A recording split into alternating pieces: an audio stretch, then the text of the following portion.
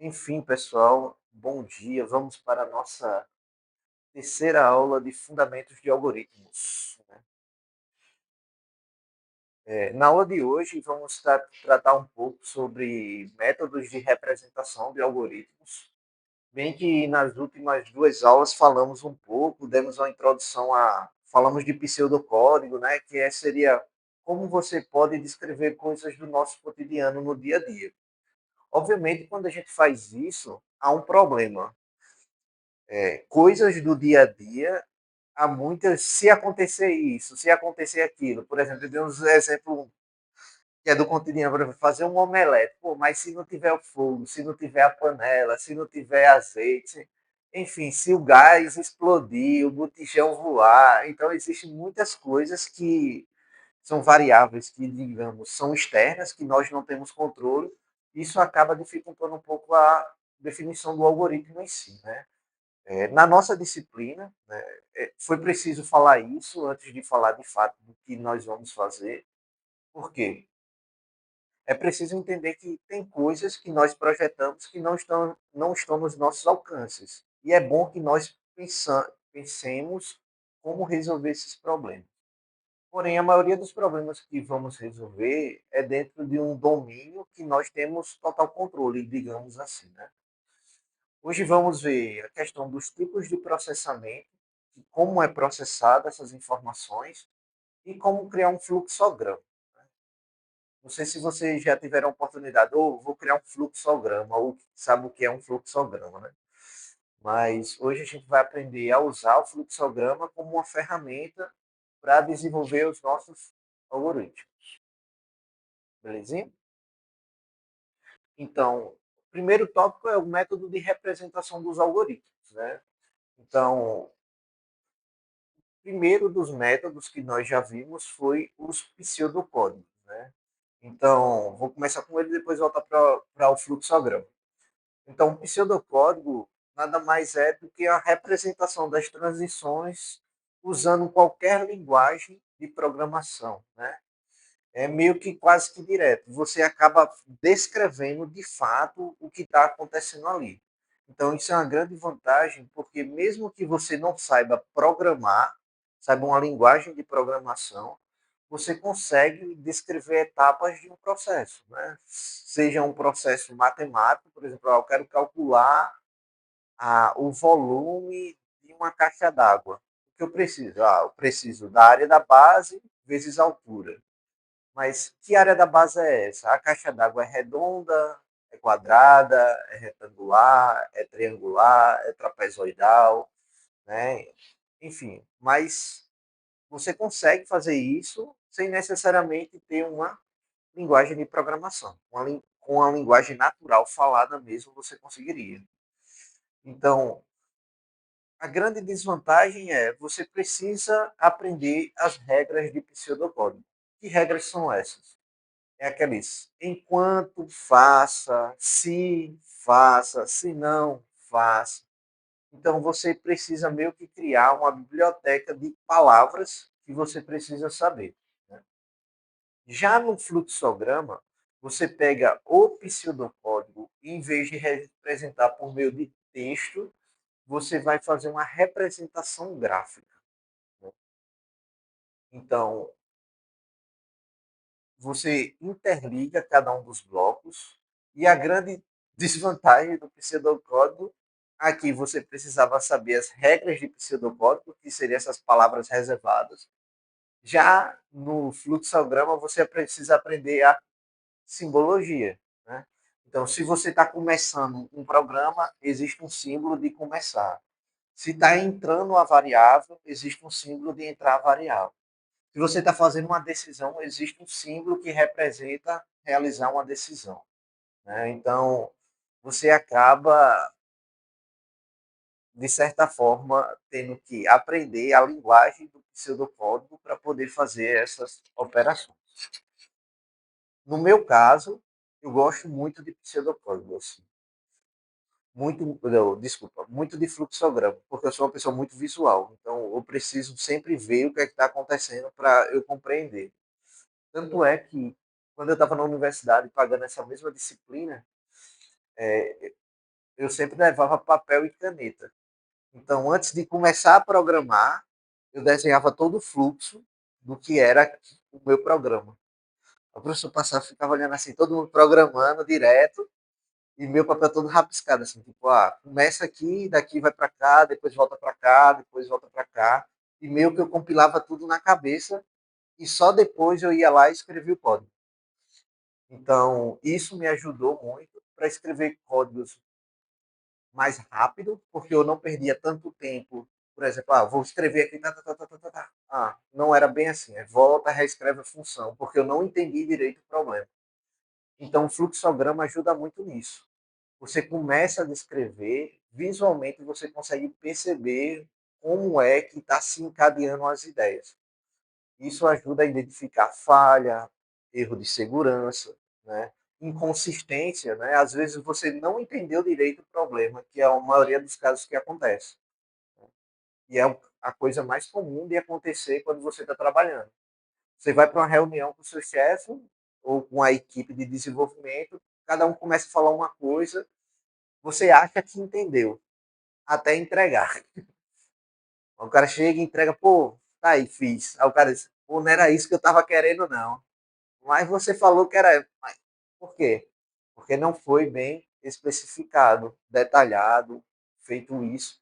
Porque isso aqui acaba demandando muito tempo, e não é um tempo de trabalho de codificação, né? É um tempo de trabalho mesmo intelectivo, de entender como o processo funciona. Então, nesse caso, né, esses métodos de representação de algoritmos, ele tem como objetivo a solução de problemas, né? Então, por exemplo, eu quero trocar a resistência de um chuveiro, né? E aqui eu mostro em duas etapas, né?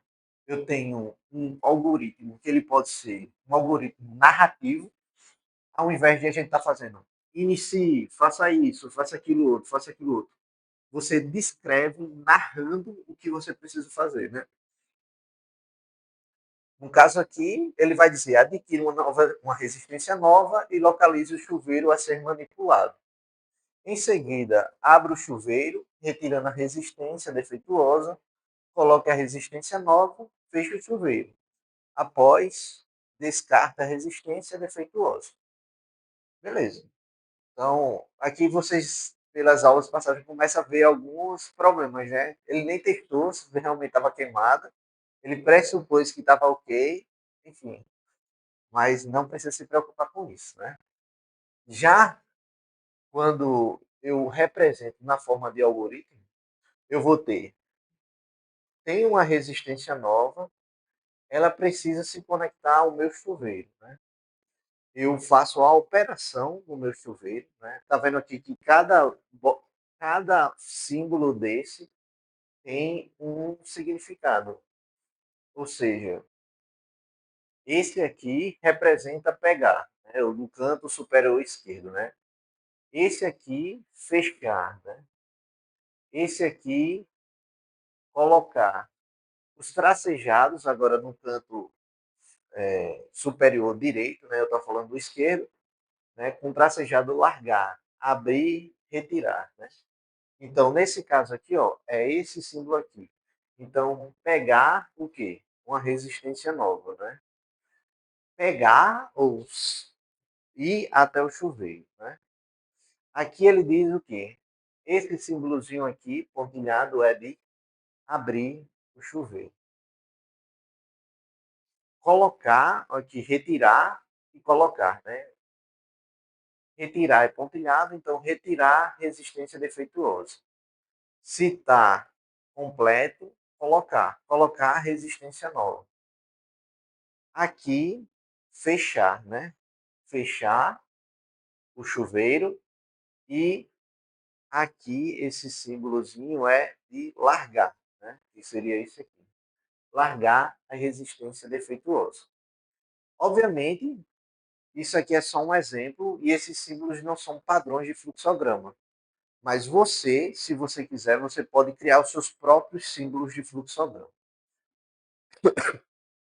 Obviamente, quando a gente cria os nossos próprios símbolos, acaba dificultando que outras pessoas utilizem se não tiver uma boa legenda, né? Então, é meio uma faca assim de dois gumes. Você pode criar, mas o ideal é que use símbolos próprios que a gente vai ver que são um padrão, padronizado internacionalmente. Então, aqueles símbolos, qualquer pessoa no mundo que vê aquele símbolo sabe que é início, sabe que é uma decisão, enfim.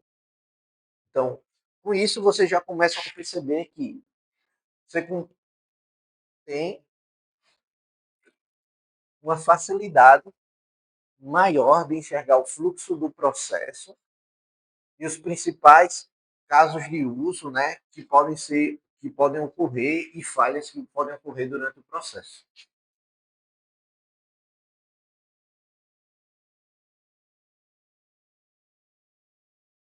Então, com isso a gente vai ver os tipos de processamento. Os processamentos, eles podem acontecer de maneira sequencial, onde cada instrução é executada uma após a outra. Então, por exemplo, se eu quero somar dois números, primeiro eu preciso ler o primeiro, ler o segundo, fazer a operação de soma e mostrar na tela qual foi o resultado dessa operação. Então, eu não posso inverter a ordem, não posso realizar em paralelo essas operações. Né? Não existe desvio na sequência das instruções. Cada instrução é executada uma única vez. Né? Então, essa daqui não é executada de novo. Então, nesse exemplo aqui de imprimir a média aritmética de dois valores, eu preciso fazer uma após a outra. Isso é o mais comum. Operações sequenciais. Por exemplo, na operação sequencial, a ordem das instruções ela importa. Então, por exemplo, eu leio a nota um, leio a nota 2, imprimo a média, que valor vai ser esse aqui? A gente não sabe. Por quê? Esse valor aqui só vai ser calculado aonde?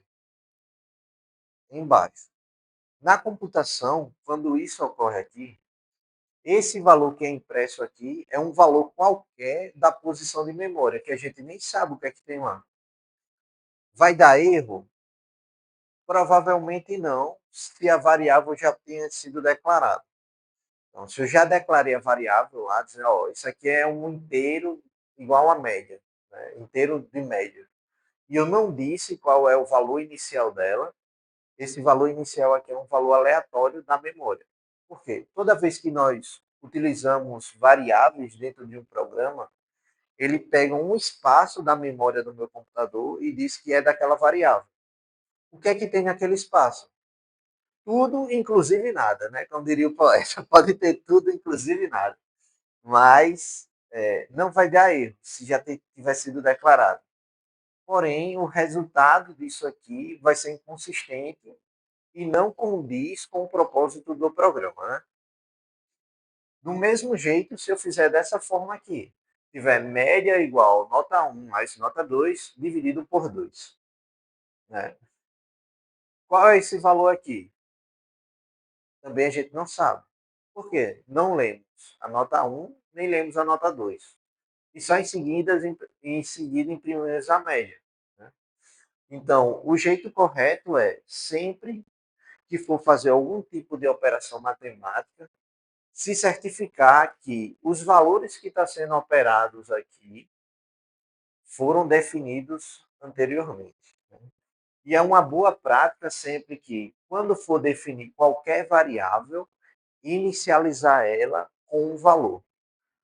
Por exemplo, eu estou usando nota um, nota 2. Essa nota um começa com zero, a nota 2 igual a zero. Começa com zero. Se ela vai fazer a operação dentro do seu programa, beleza. Mas a gente garante que o valor inicial delas são zero. Né? Outro caso comum é para identificar se elas foram modificadas ou não, utilizar um valor que não é típico do programa. Por exemplo, eu estou só operando com números inteiros, ou seja, de zero a infinito. Então não há valor negativo, certo? Não há valor negativo.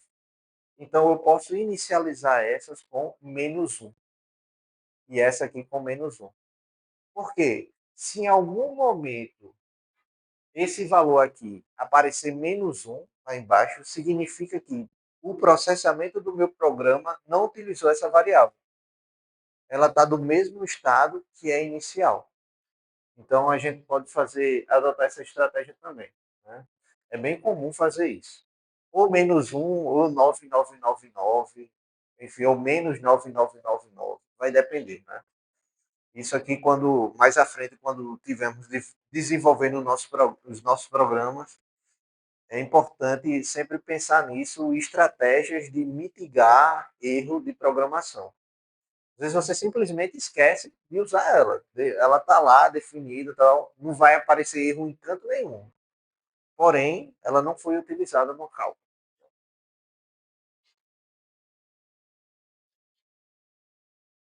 Além disso, existem os tipos de processamento condicionais, né? Ou condicional, onde um conjunto de instrução pode ser apenas uma, pode ou não ser executado. Né?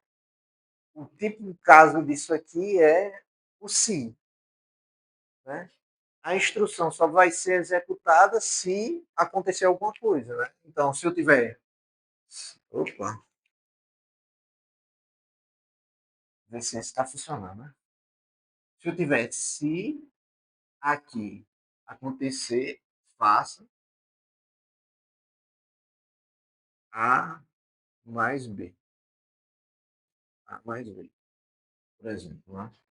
Então, um processamento condicional ele está diretamente atrelado a um se. Se isso acontecer, o que acontecer? Aqui pode ser aquelas operações, ou seja, operações de igual, igual, né?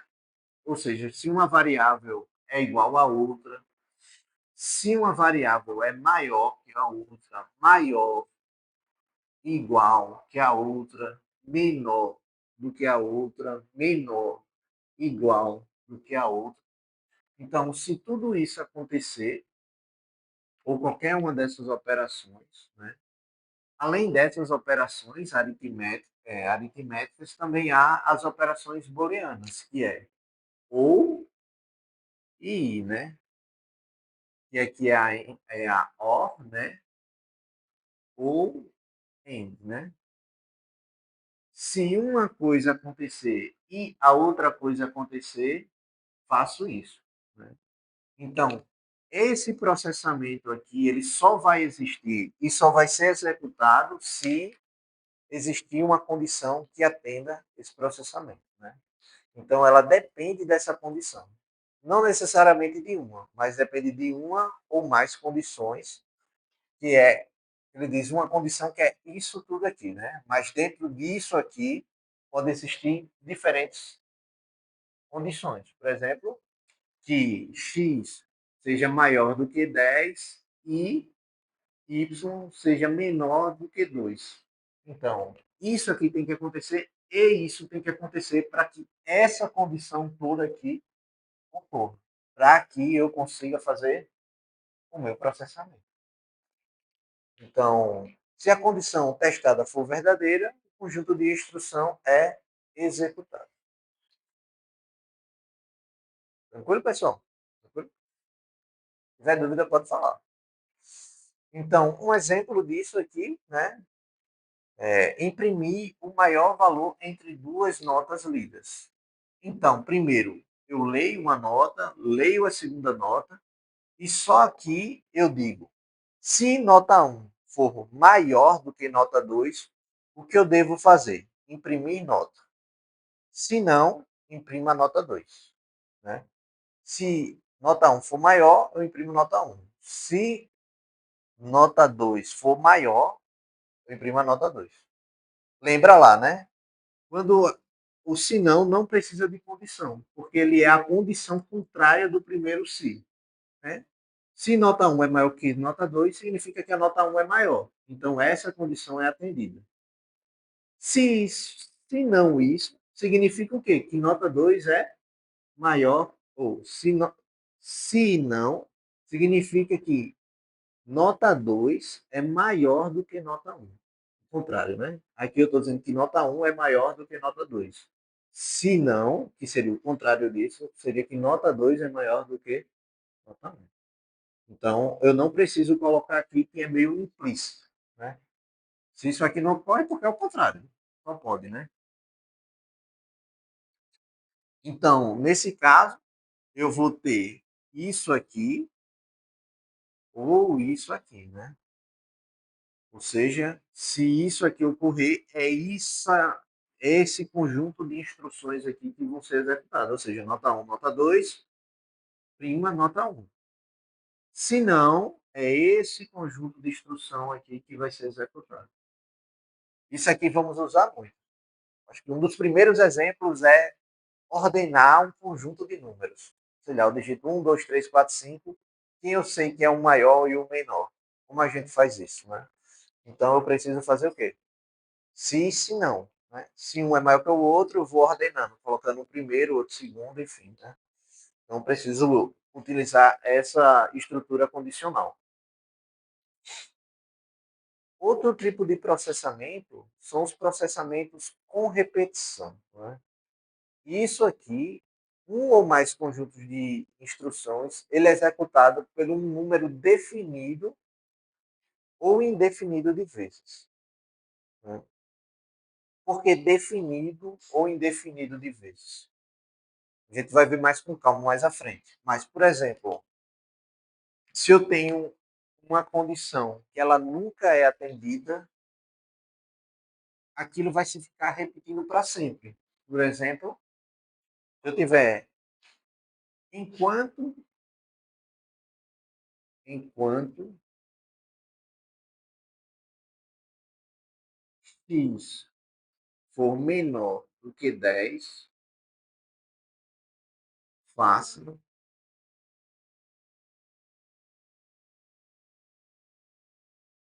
imprima,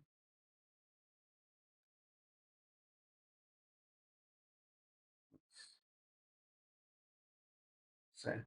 E eu estou começando aqui, x igual a 2. O valor inicial de x é igual a 2. Então, o valor inicial de x é igual a 2. Enquanto x é menor que 10, faça isso aqui, certo? Quando chega aqui, x é menor do que 10, x é 2. 2 é maior ou menor que 10? Menor. Então, essa condição aqui é atendida. O que eu faço? Imprime x. Depois, quando isso ocorre, o que ele faz? Volta para cá de novo. X é menor que 10, sim ou não? Sim. Faça isso aqui. Por quê? Nesse loop aqui, eu não estou alterando o valor de x. Então, ele fica de maneira indefinida. Por quê? Eu não estou alterando o valor de x. Ele sempre vai vir aqui, ó. X é menor que 10? É. Faça isso, imprima x. Volta para cá. X é menor que 10? É. Imprima x. E fica aqui. E morre aqui. Isso aqui é mais comum do que vocês pensam. Eu tenho certeza que daqui para o final do semestre vocês vão cometer esse erro aqui. Por quê? Qual é o certo? Ah, imprima x, agora eu vou fazer x mais igual 1. Ou seja, isso aqui seria x, recebe x mais 1. Agora eu estou de maneira definida. Por quê? Eu vou pegar aqui, ó. X é 2, beleza? Enquanto x é menor que 10, faço. X é 2, então 2 é menor do que 10, faço isso aqui, beleza? Então, eu imprimo x, qual o valor que vai aparecer aqui? 2. Em seguida, eu vou fazer x, recebe x mais 1. Então, qual o valor de x aqui nessa posição? 3. Não é isso? Agora eu venho para cá. Ó. 3 é menor que 10? Sim. Faço o quê? Imprimo x. Qual o valor que vai ser impresso aqui? 3. E agora, qual o valor que vai ter aqui? 4. 4 é menor que 10? Sim. E vai se repetindo até chegar 10. Aí faz 10. 10 é menor do que 10? Não. Então, eu saio daqui e executo a próxima instrução. Então, note que não é a operação que é indefinida. É o critério que deixa a operação definida ou indefinida. E o modo com que você opera com as variáveis. Ou seja, se eu apagar isso aqui, se torna o quê? Indefinido. Por quê? A minha condição de parada não é atendida. Se eu coloco isso aqui no meu código, só esse trechinho aqui, eu transformo algo que é indefinido em definido. Então, não é o enquanto que faz isso, é o se e como eu opero com a condição de parar. Então, isso aqui é muito importante, né? Então, o conjunto de instruções ele é executado enquanto a condição for verdadeira, né? Enquanto isso aqui for verdadeiro, isso aqui vai ficar rodando, rodando sem parar. Em alguns casos, é desejado isso aqui. Se eu quero que um programa fique executando aquilo todo o tempo, tá, tá, tá, tá, tá, de maneira indefinida para sempre, mas foi eu que projetei assim. Né? E no caso, o teste de condição é realizado antes de qualquer operação. Ou seja, antes de fazer qualquer instrução aqui, eu preciso ver se minha condição foi atendida ou não. Né? Então, um exemplo de repetição, né? Por exemplo, se eu quero somar os N números de uma sequência. Por exemplo, eu quero somar de 1 a 5.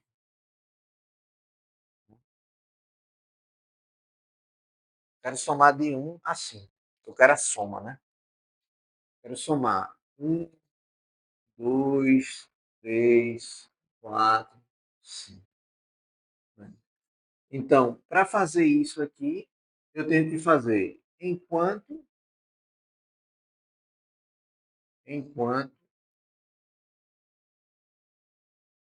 isso for menor que quanto? Que 5. Menor ou igual?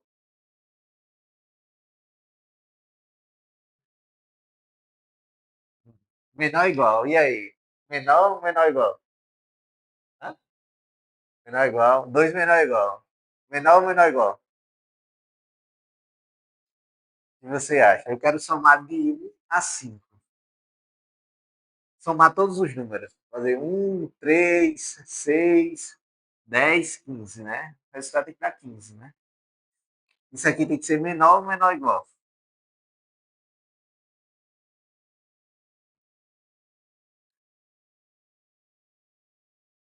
Os que não opinam vão com o que já opinaram, viu? Vai ser menor ou igual, tá? Vamos botar menor ou igual. Faça. Ele vai fazer o quê? X recebe.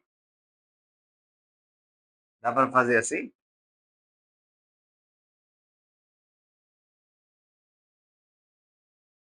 Como a gente faria esse algoritmo aqui para somar os 5 primeiros números? Tá. Tem uma variável para guardar soma e o que mais?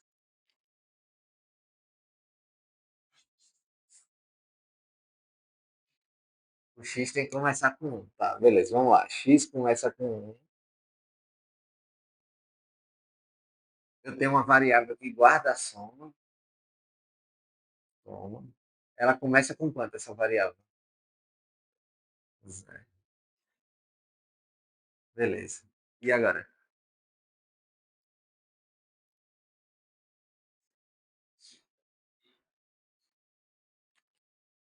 Soma, recebe x. Ah, soma mais x. Isso?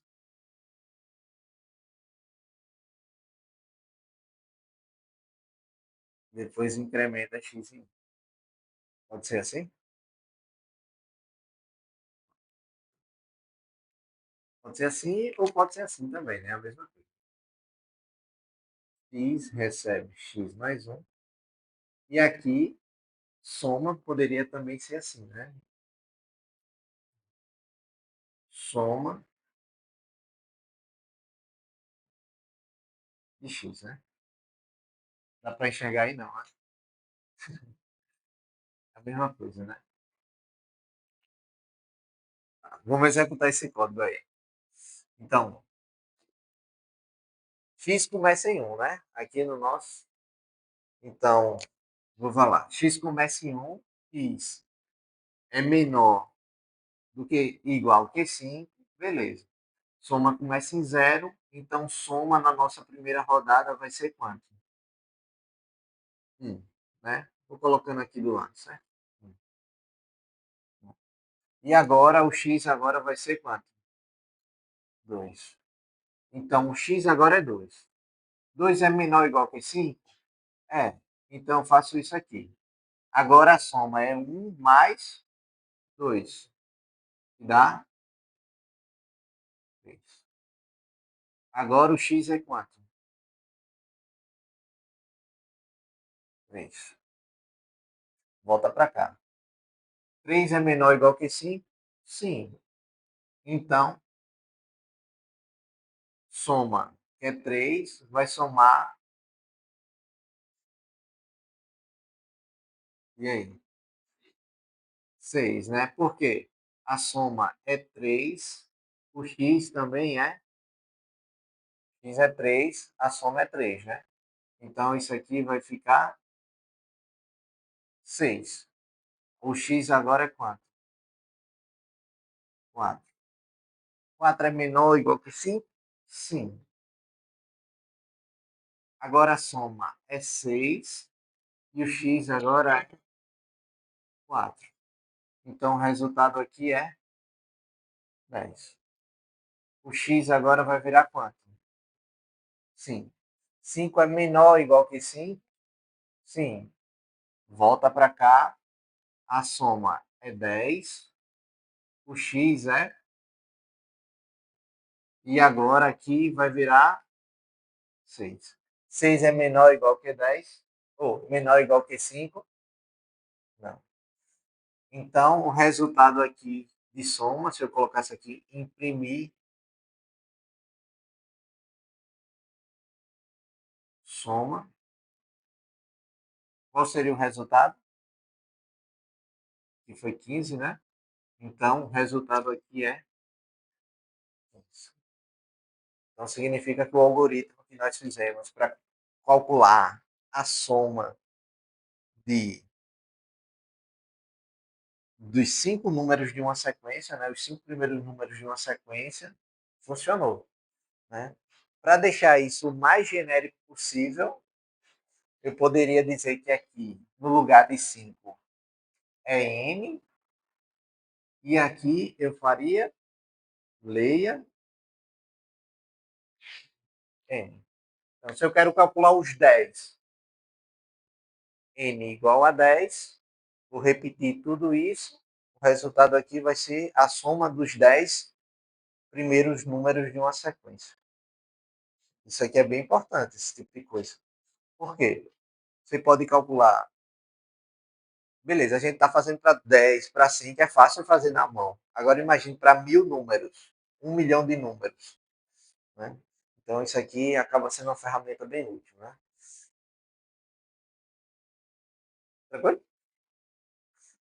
À medida que vocês for praticando, você vê, pô, isso aqui dá para fazer assim, isso aqui é normal, certo? Como a gente tivesse amolando uma faca. Quanto mais você vai usando, mais afiado fica a mente pensar essas coisas. Então, o algoritmo sugerido realmente era igual. Né? Poderia ser menor desde que o número daqui fosse n mais 1. Aí poderia ser menor. Por quê? Ia bater 6 e ele não ia conseguir fazer mais nada, né? Ele ia chegar aqui e fazer, a soma é 6. 6 é menor que 6? Não, parou, né? Então, isso aqui, né, vai de projeto para projeto. Está errado? Não, ambos estão certos, né? O resultado vai ser igual, vai dar a menor diferença de um para o outro. Muda alguma coisa em termos de sobrecarga? Também não, mesma coisa. Né? Enfim, mas o algoritmo sugerido é igual ao que nós reproduzimos aqui.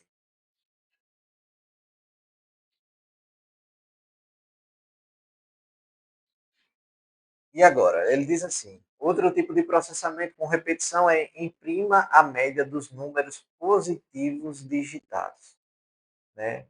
Parar quando o valor parar quando um valor negativo ou zero for digitado, né? Problema: não sabemos quantos valores serão digitados. Não tem como definir o valor inicial ou final. A repetição é determinada por uma condição de parada, né? Igual a zero. Então, esse algoritmo acaba sendo um pouco mais complexo. Por quê? Eu preciso executar o processo de leitura da minha variável com base no valor que for digitado. Então, eu digito o valor 2. 2 é negativo ou é zero? Não. Então, enquanto o valor lido for diferente de negativo ou zero, ele vai ler as variáveis. Vai ler, vai ler, vai ler. Depois disso, o que ele vai fazer? Calcular a média. Como a gente calcula a média? Soma todos e divide pela quantidade. Tranquilo? Então, como a gente poderia fazer isso, né? Eu teria, primeiro, que definir o valor da soma, o valor da quantidade de números que estão sendo somados, que irão ser somados, porque eu preciso disso. Porque eu só consigo calcular a média se eu souber quantos números tem, né? Então ele vai dizer, ó, leia valor. Então, enquanto o valor for maior do que zero, ou seja, ele não pode ser zero nem negativo. Ele vai somar a soma com o valor, né? E vai incrementar um no meu n. Então, digitei 2, por exemplo. Né? Digitei 2. 2 é maior que zero? É. Então vai ser. Vou fazer assim. Deixa eu apagar aqui. Fica mais fácil.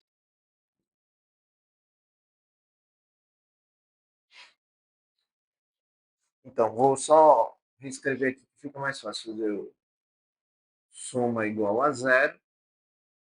N igual a zero. Leia. N igual a zero. Leia. Valor.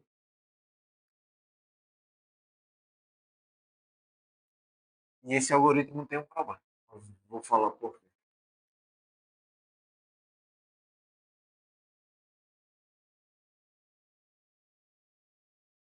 Você já consegue identificar qual é o problema?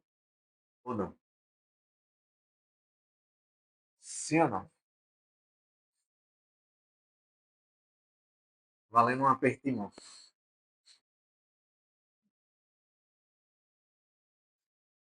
É igual a soma mais valor. N recebe N mais um. Tá? Leia valor de N.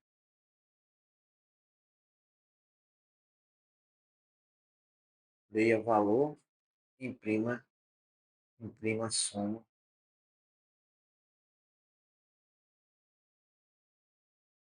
Vejam, eu não tinha visto isso aqui. Porque, ó, se não tivesse isso aqui, ele só ia ler um valor. Ele precisa ficar lendo os valores enquanto a condição não for atendida. Né? Eu que viajei. Soma dividido por N. Tá? Então, por exemplo, aqui é zero, zero. Aqui eu vou ler o valor. Por exemplo, eu leio valor igual a 5. Né? 5 é maior que zero? É. Valor, a soma é zero. Então vai ser zero mais 5. Então o valor aqui vai ser 5. Aqui é zero, zero, e aqui vai ser um, né? Então, vou e leio o valor novamente. O valor agora é 3. Então, 3 vai vir para cá. E o valor agora aqui é 5. A soma vai ser quanto? 8, né? Aqui agora é 1. E aqui agora é 2. Se eu digitar agora menos 1, quando eu digito menos 1, a condição não é atendida. Então eu venho para cá. Qual é o valor de n aqui? 2. Então você 2 dividido pela soma. A soma deu quanto? 8. Então o valor da média aqui agora é. Beleza? Então esse é um pouco mais complexo que o outro, mas também nada de outro mundo. Então, para a gente testar os algoritmos, você meio que já ficou claro qual é o passo a passo para a gente fazer isso, né? Então, existe uma técnica chamada teste de mesa, que basicamente é você criar uma tabela onde eu vou ter na coluna da esquerda os passos, ou seja, quando eu fiz isso aqui, ó, executei isso aqui, é o primeiro passo. Existe uma repetição aqui. Volto para cá. Segundo passo. Volto de novo. Terceiro passo. Quarto passo. Enfim. Cada linha dessa, ou cada instrução aqui, acaba sendo um passo. Né? Por exemplo, eu vou ter os passos, a instrução do algoritmo, os dados ou cálculos, se for utilizados, e as operações, né? E aqui, normalmente, a gente coloca o resultado de alguma operação. Se a gente está trabalhando com soma, a gente coloca soma aqui. Se a gente está trabalhando com média, coloca soma, média, né? Valor de L1, de valor 1, valor 2. Então, basicamente, é isso. É você criar uma tabela e você testar realmente na mão. Né? Isso dá muito trabalho de fazer, mas funciona bem. Então, por exemplo, se eu tenho um algoritmo para calcular a soma de n números positivos, como nós fizemos, eu vou ter que fazer o quê? Ler o valor de n, que é isso aqui. Então, eu vou dizer, ó, o primeiro passo é ler o valor de n. Então, eu estou dizendo que n é igual a 4. A soma é quanto? Nada. Por quê? A gente ainda não calculou, né? Quando não faz a operação, a gente coloca um tracinho para dizer que não calculou, não é válido o valor. O segundo passo é a soma recebe zero. Então, eu estou realizando algum cálculo aqui de iniciação? Não. Então, eu coloco um tracinho e digo que a soma é zero. Eu leio o valor de x e somo x. A soma recebe soma mais x, né? Lembrando, esse tracinho aqui é a mesma coisa que é igual, né? Quando eu coloco um tracinho assim.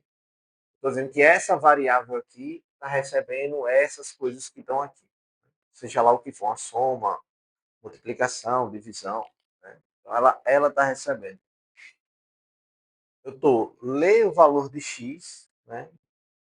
E a soma recebe soma mais x. Lembrando, ó, esse passo aqui é essa operação aqui, essa instrução. Não necessariamente o passo é a linha. O passo é a instrução. Ou seja, ler é uma instrução, atribuir um valor à soma é outra instrução, fazer a operação para até n faça é outra instrução. Então, tudo que está aqui é uma instrução só.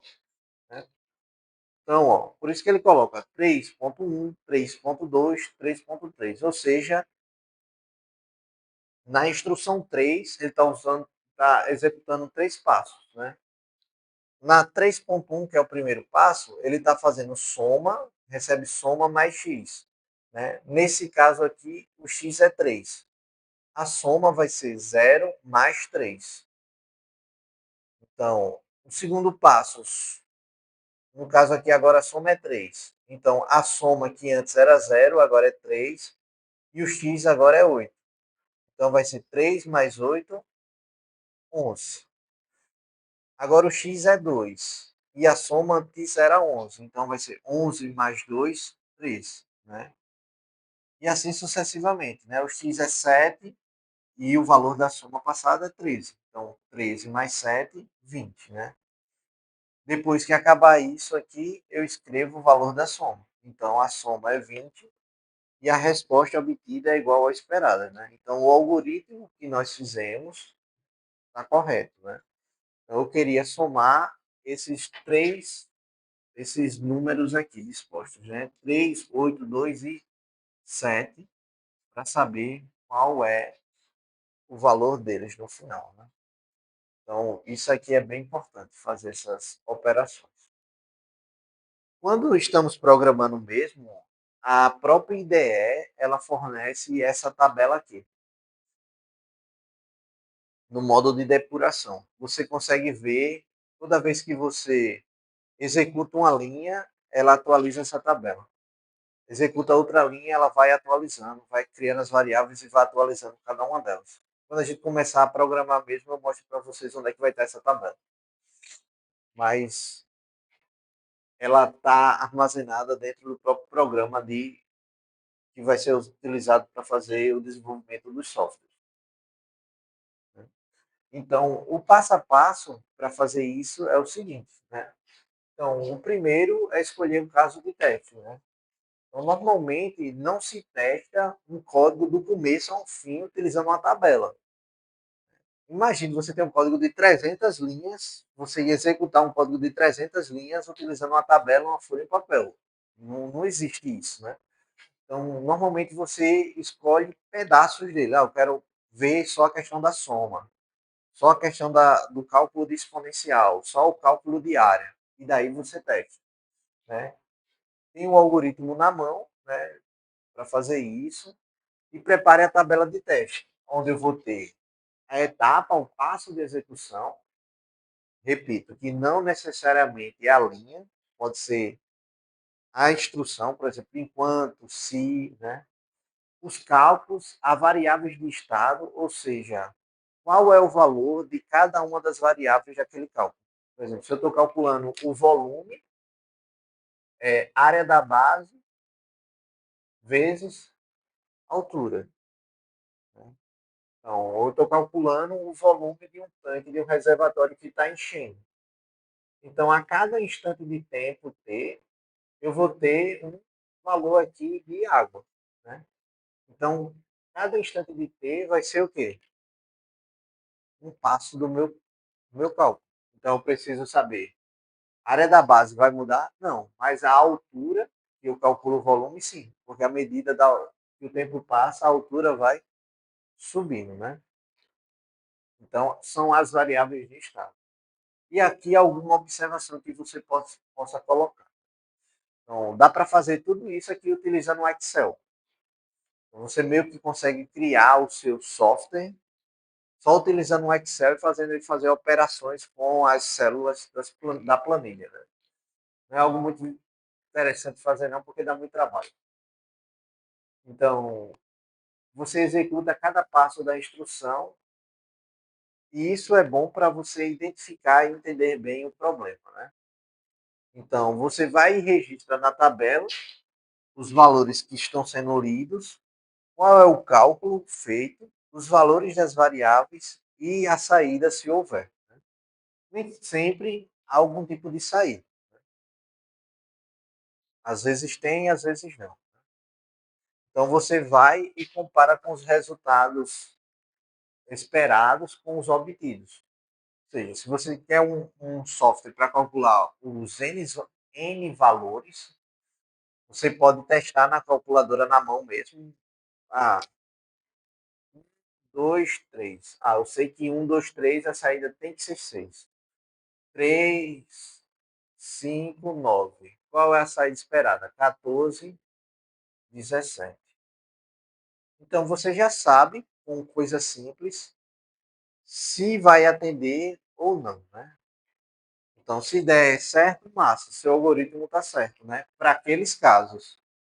Obviamente que se você testou para esses casos, não significa que vai funcionar para todos, né? Mas existe um forte indício que para os casos que você testou, vai funcionar.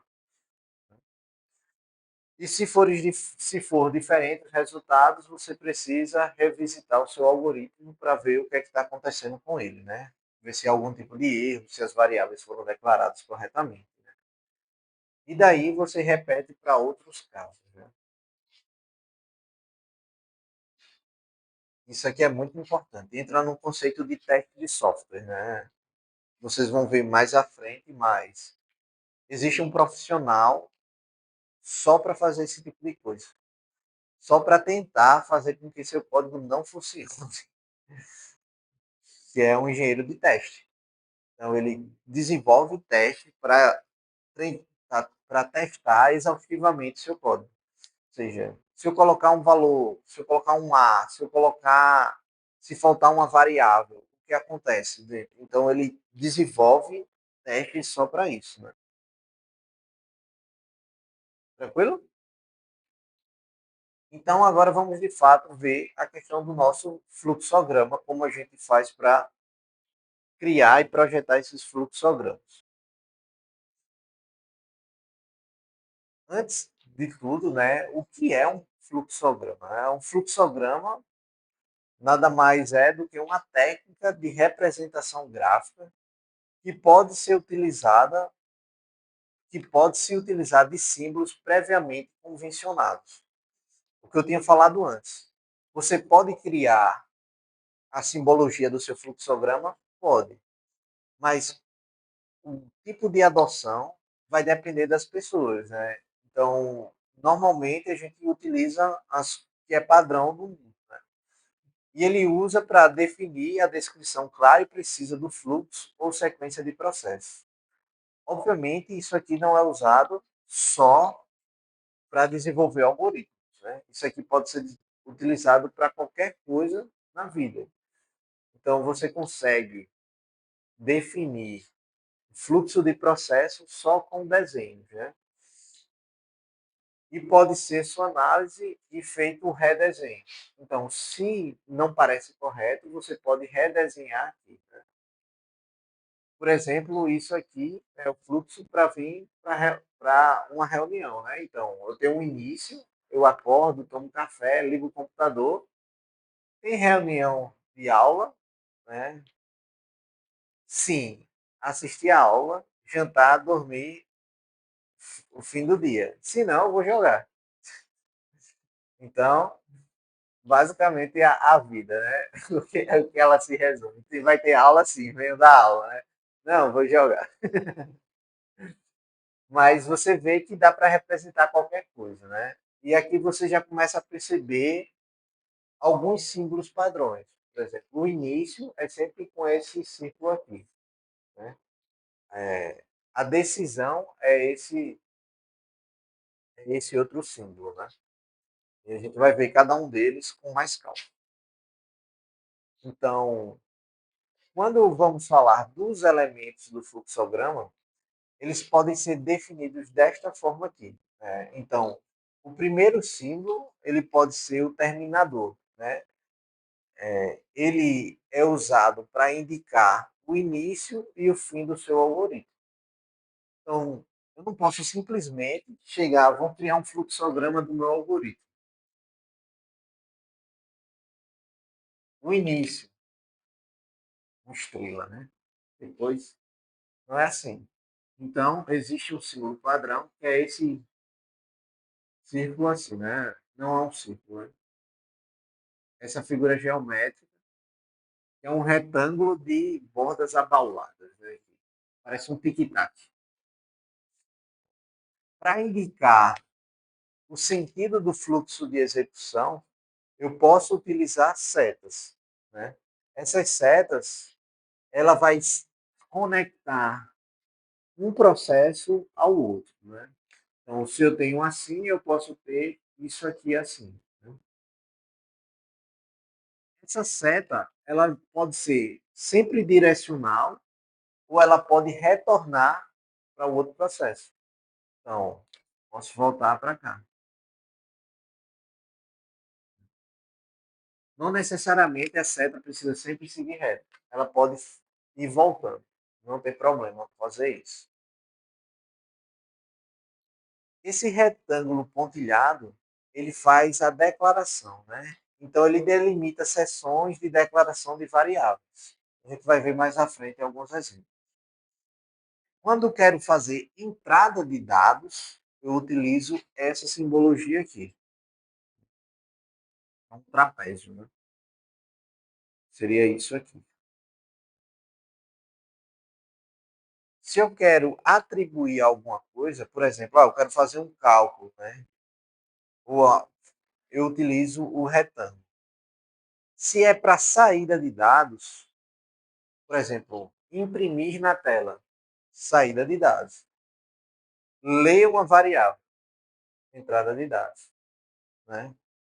Então, corresponde à instrução de saída de dados. Obviamente que a saída de dados não é só imprimir na tela.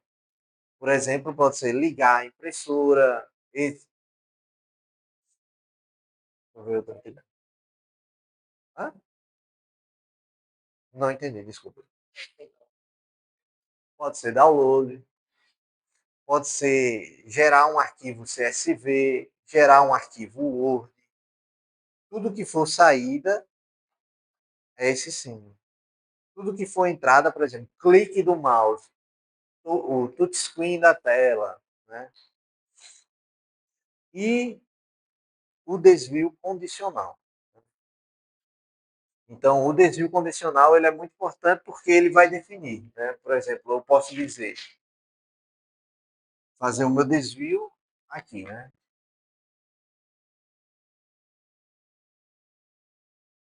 Posso seguir daqui e aqui o meu desvio. Né? Para cá, para cá, para cá. Obviamente, a quantidade de desvio está relacionado à quantidade de arestas. Né? Então, arestas, isso aqui. Né? Um vai receber e eu tenho outros três para desviar. Né? Se acontecer isso, faça isso. Se acontecer aquilo, faça aquilo outro. Né? Então, normalmente se usa só dois. Né? Incomum usar três. Normalmente só se usa dois. Ou é algo, seria aqui o se, né? Sim e não. Sim e não. Então, um exemplo para calcular de algoritmo utilizando o fluxograma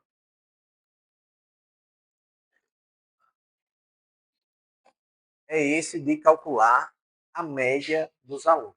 Ou seja,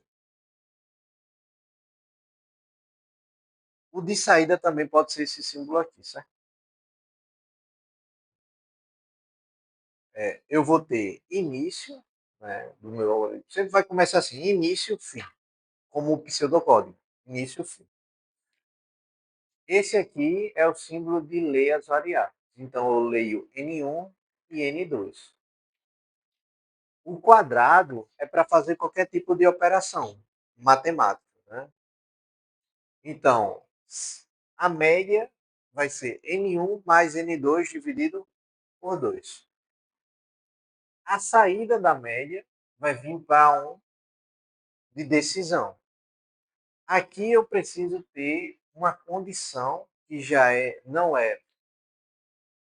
Aqui é um valor numérico, ou seja, 3, 4, 3,5. A saída desse bloco quadrado é um valor numérico. A saída desse aqui é um valor booleano, ou seja, verdadeiro ou falso, sim ou não. Sempre esse aqui vai ser verdadeiro ou falso, sim ou não. Né? Se a média for maior do que 7, então ele vai para cá como se a média for maior ou igual que 7, ele vai dar bandeira falsa. Se aqui isso aqui for falso, isso aqui vai ser reprovado. Então, é importante sempre colocar na linha que está saindo do bloco de decisão qual é a saída dele. Porque não tem como saber. Esse lado é o lado verdadeiro, esse lado é o lado falso, esse lado é o lado falso, esse lado é o lado verdadeiro. Não, não existe isso. A saída é indicada por uma legenda em cima da seta do fluxograma. Então, se você está dizendo que isso aqui é falso, esse lado aqui é falso, não tem o que fazer. Então, se aqui é falso, então eu exibo na tela reprovado. Se aqui é verdadeiro, eu exibo na tela aprovado. E após isso, né, após essas duas etapas, eu declaro o fim do meu algoritmo. Né?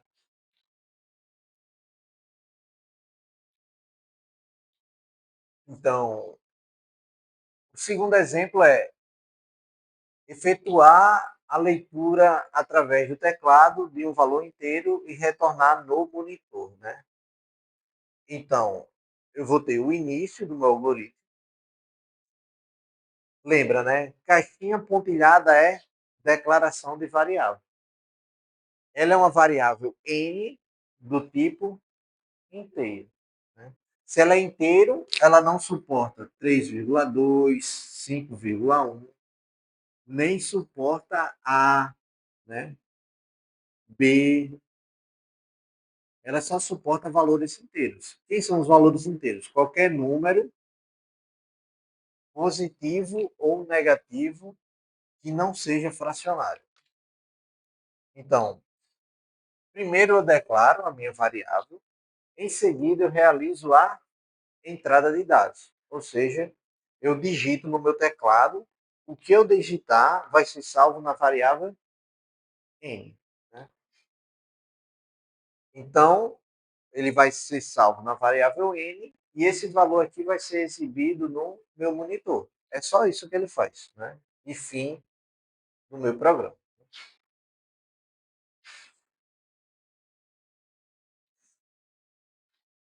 O terceiro exemplo é recebe um valor inteiro através de uma entrada padrão e acrescenta 2 unidades a este, exibindo um resultado na saída padrão. Então, da mesma forma, né? Então, eu vou ter início, declaro o tipo de dado e faço a entrada aqui do usuário, né? Forneça um valor inteiro. Esse valor inteiro aqui, que é fornecido pelo meu usuário, eu vou salvar no meu N aqui. Esse valor N, agora, ele vai ser adicionado de mais 2. Né?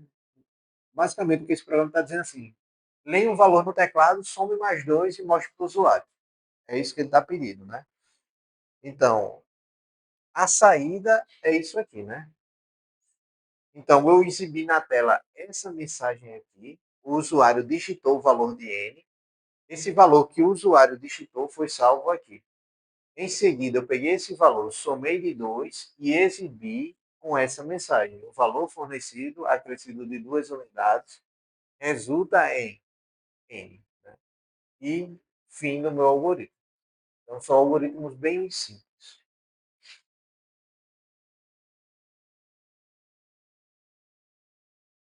Então, agora um exemplo para fazer, que é construir um algoritmo, um fluxograma para obter o resultado da multiplicação de dois números inteiros qualquer fornecidos pelo usuário. Então, gostaria que vocês tentassem fazer esse aí. Dá uma pausazinha aqui e vou voltar lá para aquela outra tela. Então, voltando, no caso aqui é o fluxograma para obter o resultado da multiplicação, né? Ele pode ser feito de duas formas. É um algoritmo bem simples. Então, eu posso fazer ele de maneira direta, assim. Por exemplo, sempre eu inicio, né, com o início. Em seguida, a declaração de todas as variáveis que você vai utilizar, certo? Então, a gente não é recomendado declarar variável no meio do programa. Está errado? Não vai funcionar? Não, vai funcionar. Mas é uma boa prática sempre começar com a declaração das variáveis. Certo?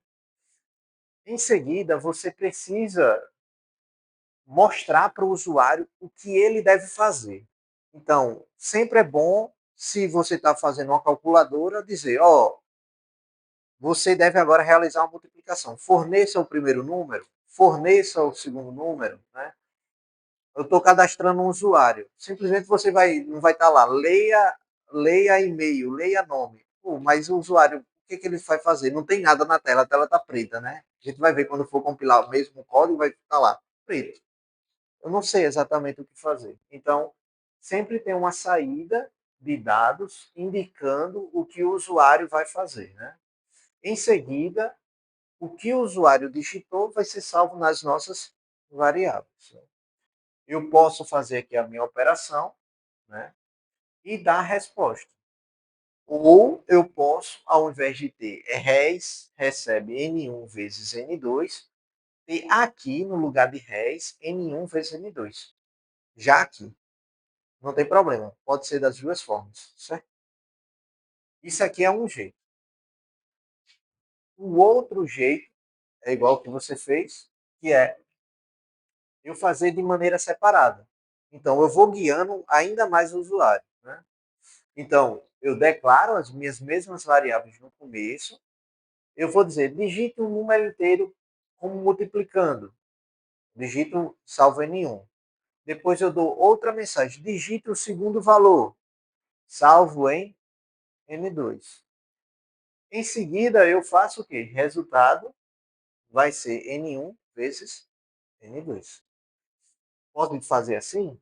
Pode. Ou pode fazer da outra forma também, vai estar correto do mesmo jeito. Certo?